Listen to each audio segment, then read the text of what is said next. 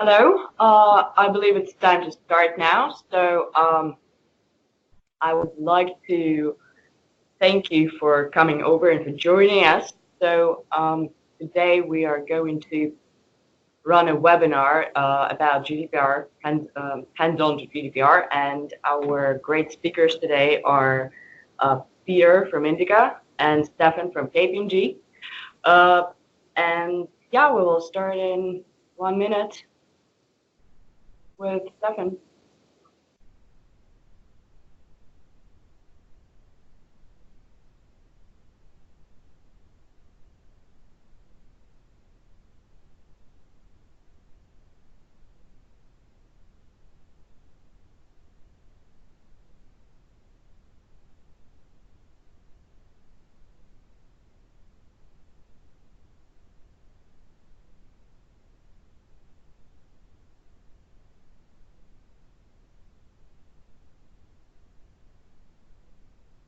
All right. Thank you, Anna, for the introduction, and welcome everyone to the GDPR webinar. My name is Stephan Idema. I'm a manager at KPMG Risk and Regulatory, and I'm specialized in all kinds of challenges around the domain of legal and IT. Of which, of course, the data privacy and GDPR is a very hot topic in the last couple of years. So that is something that I have been working on quite a lot within KPMG to help customers get compliant with the new laws and regulations that are coming up from Europe. So I have an academic background in both business information systems and ICT law. So this makes me able to both understand technical as the legal requirements for the GDPR and data privacy related issues that my clients are issuing with. My experience is very broad on the GDPR spectrum. I help clients to perform maturity assessments. I also help them implement GDPR requirements. I also do training and workshops. And within KPMG, I am part of the innovation unit, which we build new tools and techniques to more efficiently and effectively help our clients to, for example, become compliant with GDPR, of which INDICA is a very important part of our innovation program. So first, I'll dive shortly into our current situation, our legal horizon, as I would say, and then I will go into the changes that are coming ahead and will further dive into those changes which are relevant for our topic of today, which is data-driven compliance, or how can INDICA help your firm to become compliant with specific GDPR requirements. So the current developments are as following. So I suppose if data protection officers or legal specialists are dialed into this webinar, they are pretty familiar with this stuff. But with the people that are not, I'm going to briefly outline the current horizon and the changes that are coming up. So at this point, we have the European Directive for Data Protection, which was introduced in 1995. And in the Netherlands, we have the Wet bescherming persoonsgegevens, which was actually introduced in 2001, which is the Dutch implementation of the European Directive. And as per January 1st, 2016, we have the Meldplicht data which is the data breach notification requirement. And as per May 25th, 2018 and beyond, we will face the General Data Protection Regulation, or GDPR. It has actually been ratified already in April of 2016, so it is already in effect, but it will be enforced in May 2018. So at this moment, there is a period for organizations to get ready for this new law and regulation. So high level, we have with the GDPR a broader and more stringent regulation. There's an increased control on your personal data. So you need to be able to show the authorities that you are actually in control of your personal data rather than just be in control of your data. So you need to be able to show that you are. So you have to do some administrative tasks to do that. There's more responsibility for organizations, and there are increased fines, of course. I will go into more deeply into some specific requirements later in the seminar. So why is this change necessary? The world is changing. So if you look at the bubbles on the far left, that is the situation of 1995, where the first European Data Protection Directive was introduced. So we see in 1995 that only 0.8% of the world population was connected to the internet. There were only 45 million internet users, and the data for the internet was very, very limited. In fact, in 1995, Mark Zuckerberg was only 11 years old and Google did not yet exist, which paints a very interesting picture of how personal data was perceived in that day and how things were going on a digital perspective.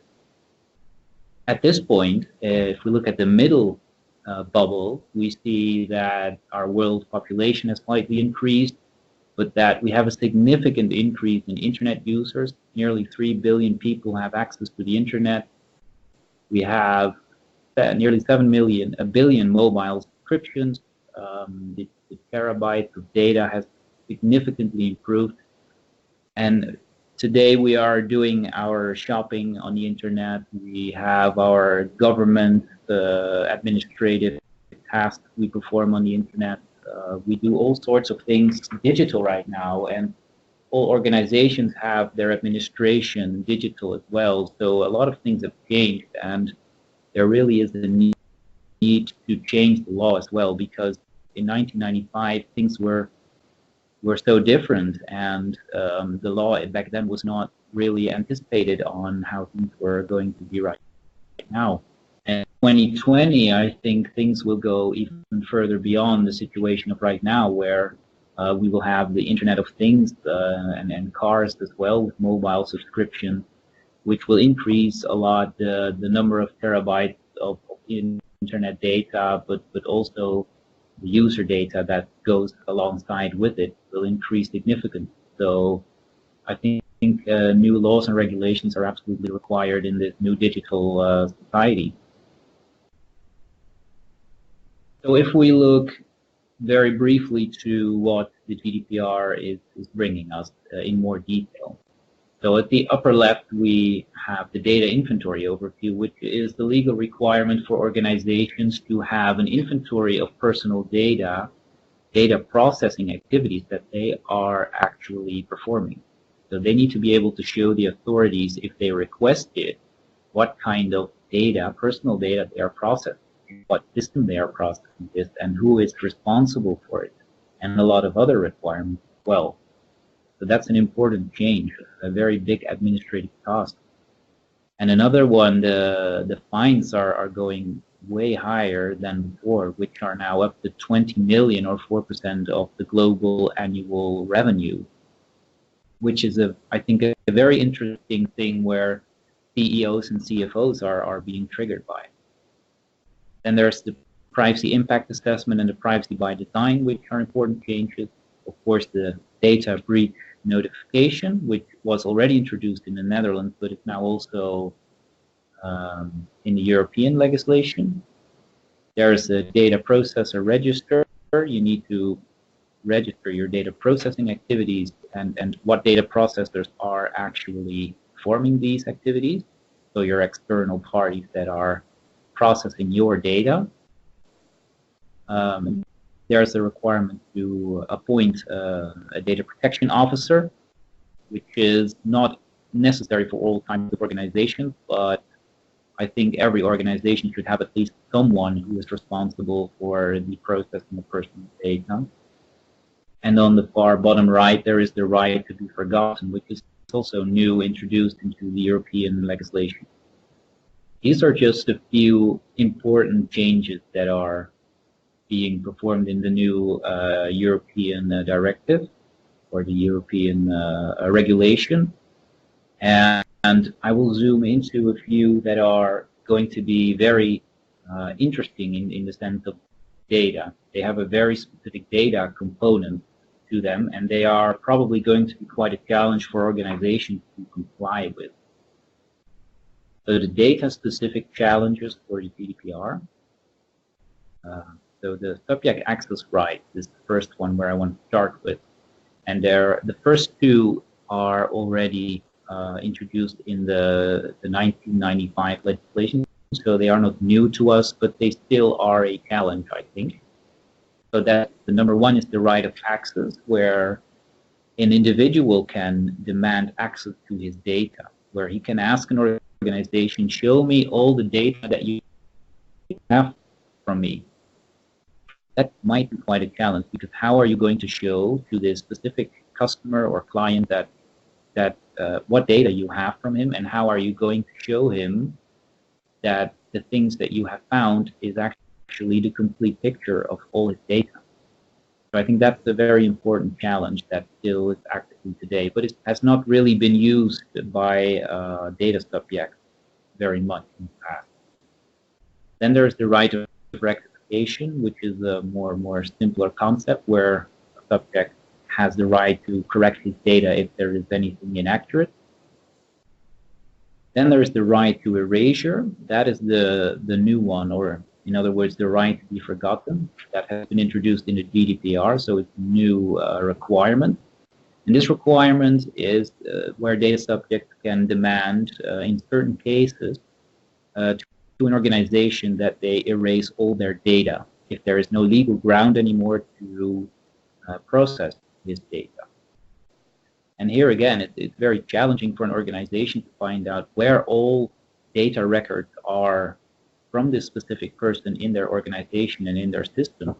It's very difficult to just pinpoint all those records all together. And the other challenge that you might be facing is that you are not able to show your data subject, your individual that is requesting this, that you have actually removed everything from them. So those challenges is something you might want to tackle. The last new data subject right is the right to data portability, which is the right to have your data being ported to another service provider if you want that to happen, which is not very relevant for this discussion today, but I wanted to include it anyway for completeness. So moving on to some other data-specific challenges for GDPR, the second challenge I want to address is the data inventory requirement according to Article 30 of the GDPR, which is a requirement that makes it mandatory for organizations to keep a record for all their processing activity, which means, in practice terms, that you have to manage a database with all your processing activities. So you need to manage what personal data are you actually processing in what system, who is responsible for this system, what data subjects are being processed, is there any international aspect to this processing. So in order to create such a database, you need to be able to know what data is actually, what personal data is actually being processed where in your organization. And you have a lot of systems in your organization. You'll have your HR system, you have your CRM system, you have other systems where client and personal data is in. So that might be quite a large challenge, but maybe even more challenging is the unstructured data. Where do you keep all your documents or spreadsheets where personal data is recorded in? That is something you might not be able to just show by yourself. So you might want an external tool or party to show you where this data is. And I think that is really something where INDICA shows to be themselves, to be unique in this field. So INDICA has the opportunity, to help people to be compliant with GDPR, and specifically these challenges that I have outlined here that are very data-driven. And I would like to invite Pieter to show what INDICA can do to help you or your clients out with these specific data challenges for GDPR. Pieter? Yes. Well, thank you, Stephen. Let me set up for 1 minute. Yes.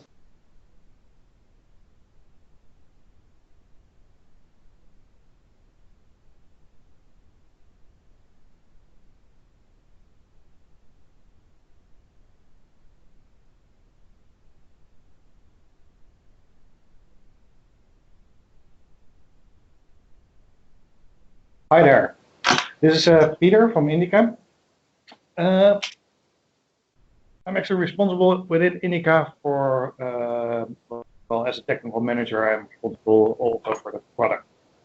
If any time during this presentation you have a question, please type it into the chat section and I will notice it and I will try to answer it immediately. But I might also miss it and then you're unlucky and have to ask it in the end. INDICA started off a long time ago as an enterprise search solution in which it actually was capable of, is capable of filtering all the data in your company with respect to the user right. So once you are going to use INDICA, you have to log into the system, which I'm going to do into this demo. When I log into the demo system, you'll be brought to the e-discovery section of INDICA, and when INDICA is in a GDPR mode, it actually has 3 different sections. One is the dashboarding section, the other is a workflow, and at the end we also have an enterprise search / e-discovery module. So I'm going to take you through the dashboarding first. Here we arrived at the main dashboards the DPOs will actually see. When the INDICA is installed in your data landscape, it will be connected to multiple different data sources. For instance, all your file shares that are interesting for your CRM system or your document management system might all be present inside of this INDICA. INDICA will display on this dashboarding an overview of all the GDPR privacy tokens it detected inside of your data landscape in all actual documents and emails and database objects, for instance. In this case, we charged this demo system with an old Enron file archive and email archive. And in this archives, it detected over 105,000 different privacy-related attributes. These attributes can consist of name email combinations, or credit card numbers, or social security numbers, banking numbers, etc., etc. On this overview, you have a quick distribution map of how the different GDPR discovered items relate to each other. We have over 100,000 name combinations with emails that were discovered, and we have only a few credit cards that were discovered, a few IBAN and BSN numbers. This graph is actually for the DPO in order to get a quick overview of the actual situation of all the privacy attributes inside of the data landscape. When you go to the second chart, it will display us with some nice graphics about all the risks and threats that were discovered, and it tried to graph out how different user groups can access those different GDPR items. On the upper left, we have a heat map. This heat map is actually a map that plots the GDPR score versus the number of persons that can access it. If you have items on the upper right corner, those will be actually quite dangerous items. They have a high GDPR score, and a lot of users can actually view those documents. But those are the things you need to mitigate immediately. Items on the lower left, well, those are just low items, low GDPR scored items, low threat, low risk, and not even a lot of users can access it, so there's nothing wrong with that, probably. To the right, we have a map that will actually display how the user groups, the different user groups, can access the different IT systems. There's a lot to explain about this graph, which I'm not going to all, but Just the highlights are, for instance, that the administrator group has way too much access to the data store in this specific case. Normally, you would want your administrators to not have access to the actual data itself, only on a need-to-know basis. They must log into different accounts and get proper credentials in order to get to the data. But in this case, the administrators are just a big user group that can access all the data. We have actually a sales group which can access way too much data in this specific case. On the lower left, we have a mapping of the different data types versus what kind of privacy sensitive items were discovered in those data types. Here we have the mail type with the majority of this data set, and the majority of the tokens discovered in this mail data set were name and email combination. Those are actually emails going outside of the local mail domain. But we also have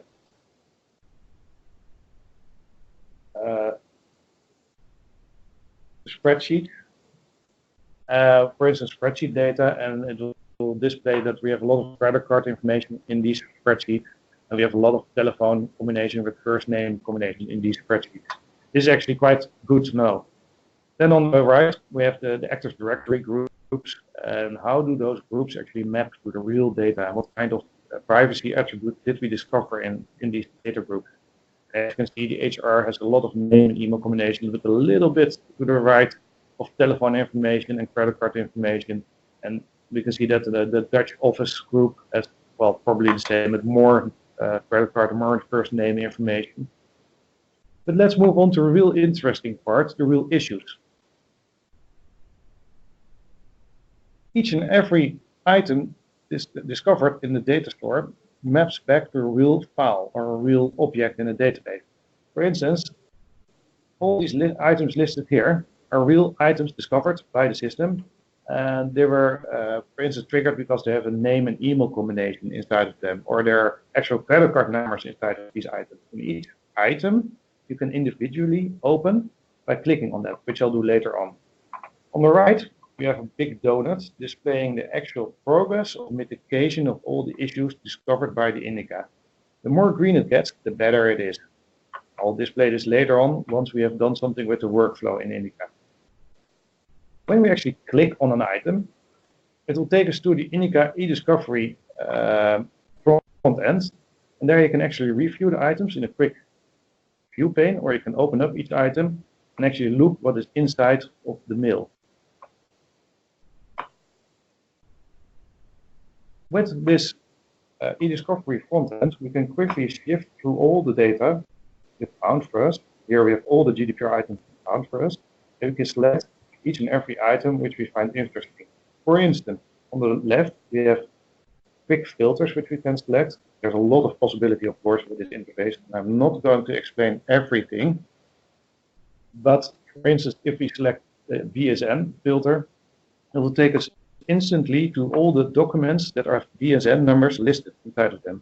If we open them up, we can actually see a real valid BSN. These numbers are also checked against validity. For instance, we have the 11 check, we have credit card checks, and we check if all those numbers are valid. This item has been marked as a GDPR item because there's a valid BSN number inside of it. It was detected from the email. And the access control list that it was too big a user group to be trusted. In this case, it was the skills group, which is quite big inside of this demo set.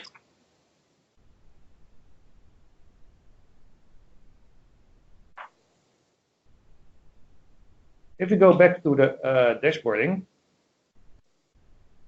here it is, we see that we have a number of items that are resolved. Resolved actually means that we looked at those items and we marked them as being not a real threat.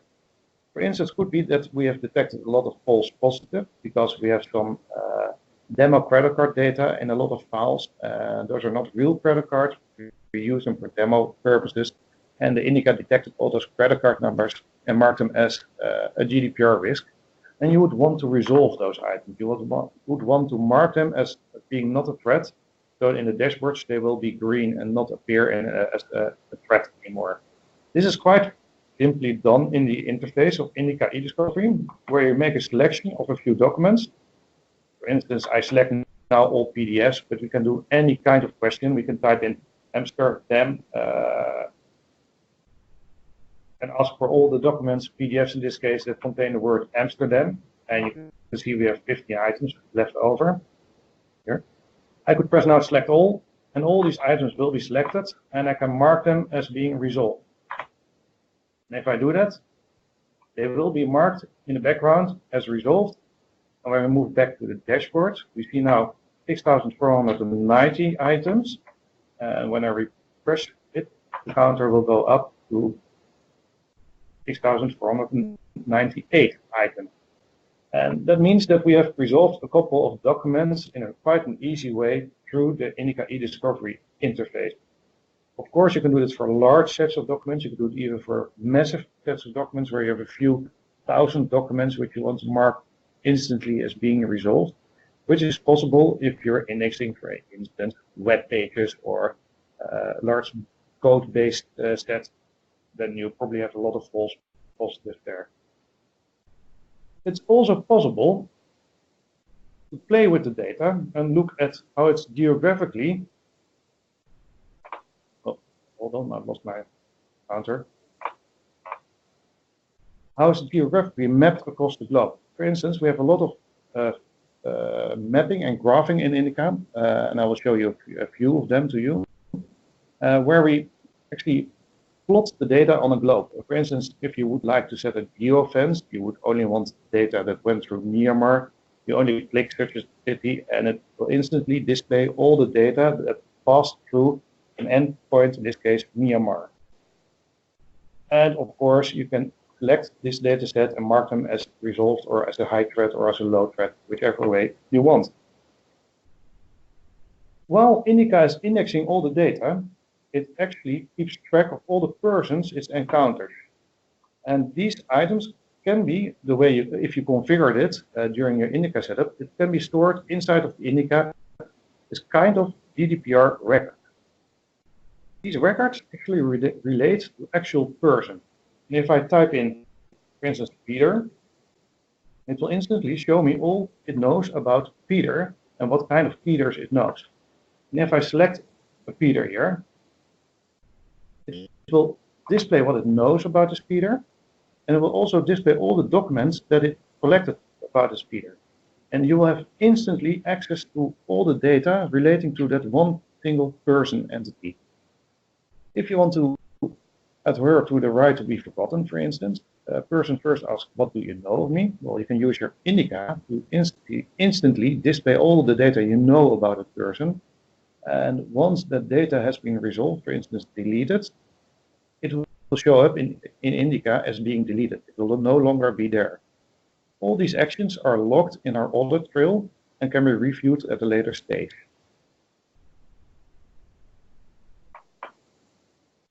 All these items can also be exported as needed and handed over to the customer. Once you have deleted those items, they will also disappear, obviously, from the dashboarding, and the issue will no longer be there for a DPO. Well, that concludes actually the short demo of the INDICA, and I can imagine you have a lot of questions, so if you could please type them in, we will try to answer them as best as we can.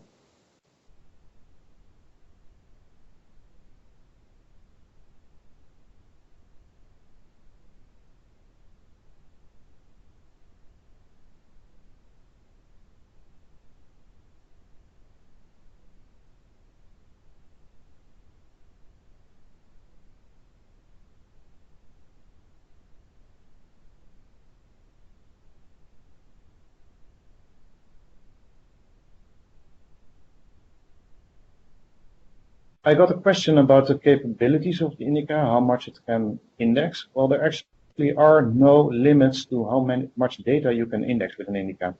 It's capable of indexing terabytes of data in a short amount of time.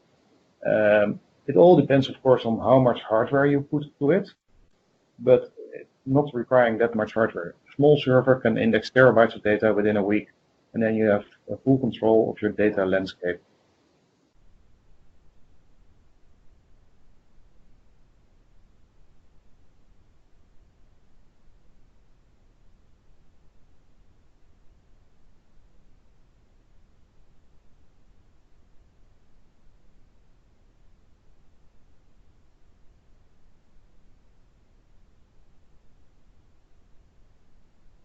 I got a question for Stephan.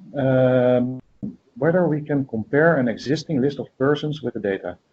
Well, actually, that's quite easy. Within INDICA, it's possible to, how do you say that, import an existing user database from either a CRM system or an Excel sheet or a CSV file, and you can instantly compare all the results that are matched against that user list.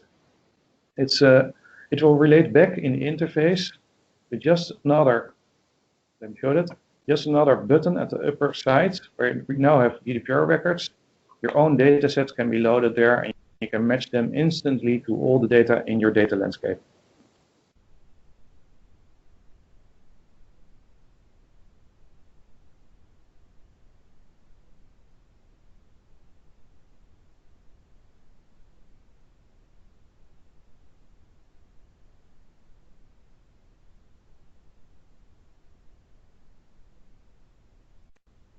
Okay, since there are no further questions now, we have a few more slides from Stephan. He has some nice overviews from what we just saw in INDICA. Just for me to repeat, the INDICA has three parts actually. One is the dashboarding, where an DPO has a quick overview of the current status of his landscape. This overview enables him to either take action on the threats that are available, or move them over to somebody else who can take action for that. Next to that, we have the normal e-discovery side of the INDICA, where you can sift through all your data and look up items and think about what you should do with them. And once you have actually mitigated items as being resolved, the INDICA will show that back in your dashboarding in an overview where you have all the issues listed and where you have a nice donut saying how far you are in your control of your data landscape. I'll now move the presentation over to Stephan, and we'll have some more slides for you.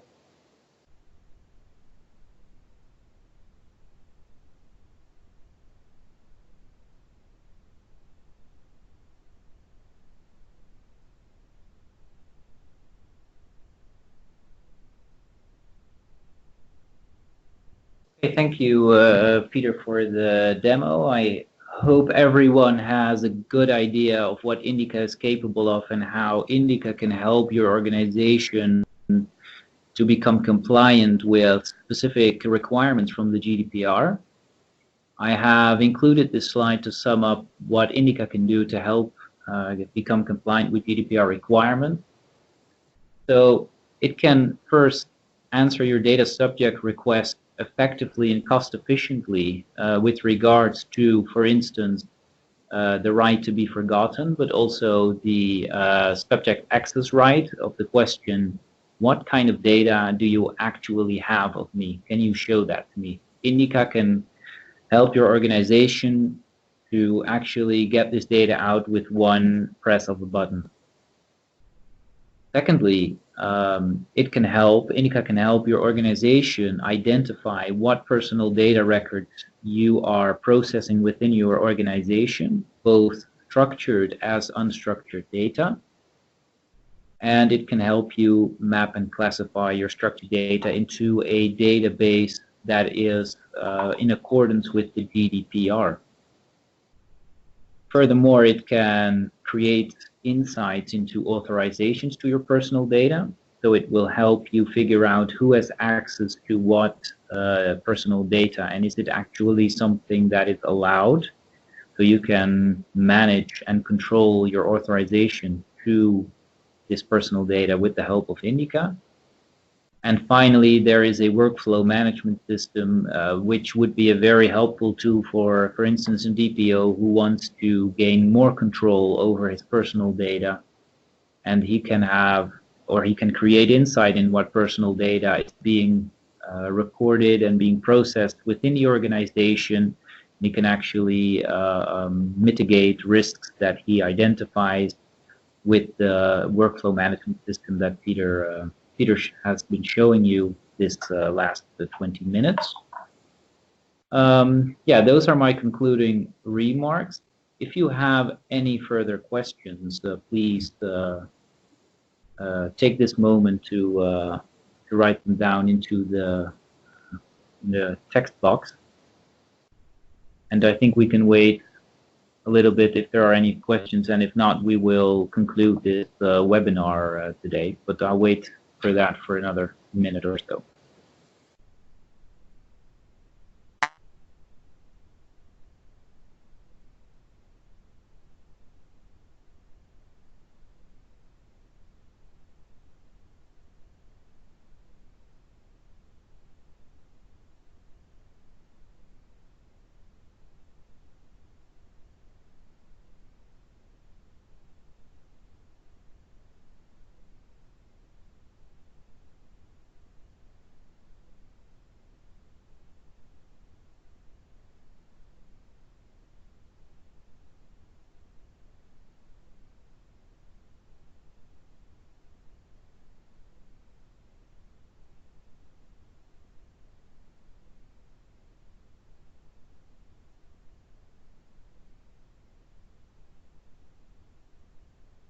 Two people are typing, really exciting.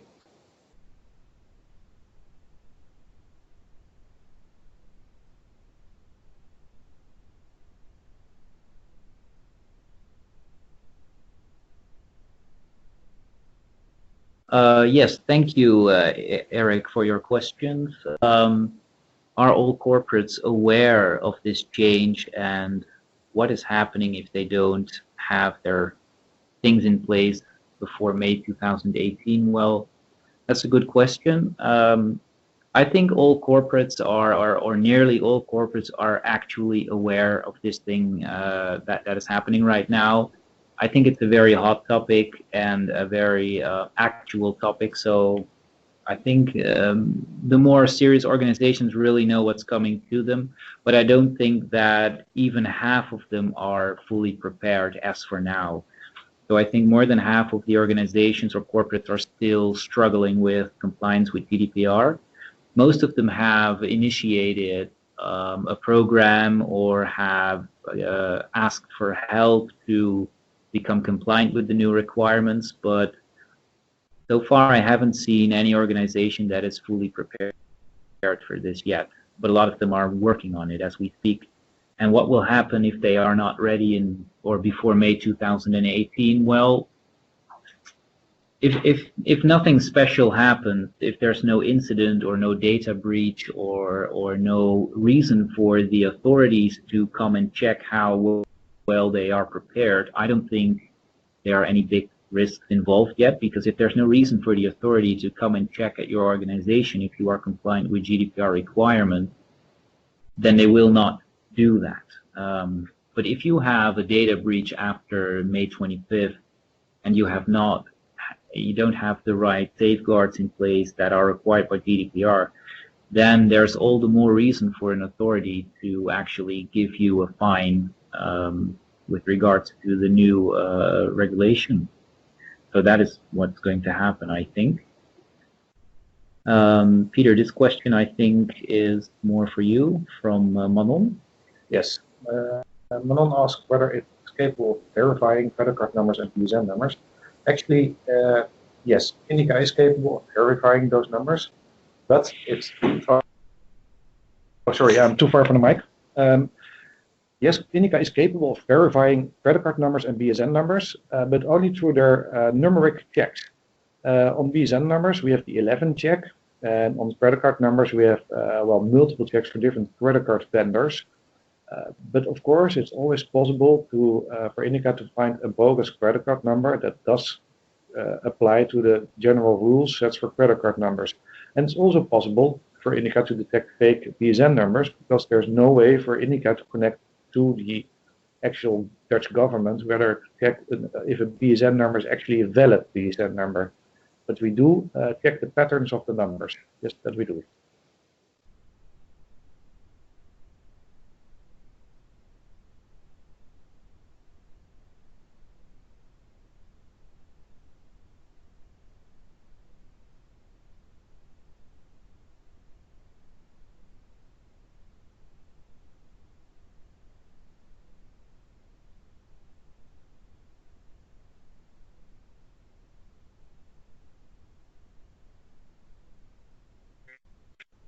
Okay, if there are no more questions, we'll probably then finalize our webinar for today. You're always welcome to contact Stephan, Pieter, or myself, or just drop a line in our info email, and we will talk to you directly and tell more about KPMG, Consulting Services, and INDICA Solutions, and what we do together, because together we are very powerful. So thank you very much, and have a nice evening. Bye. Bye-bye.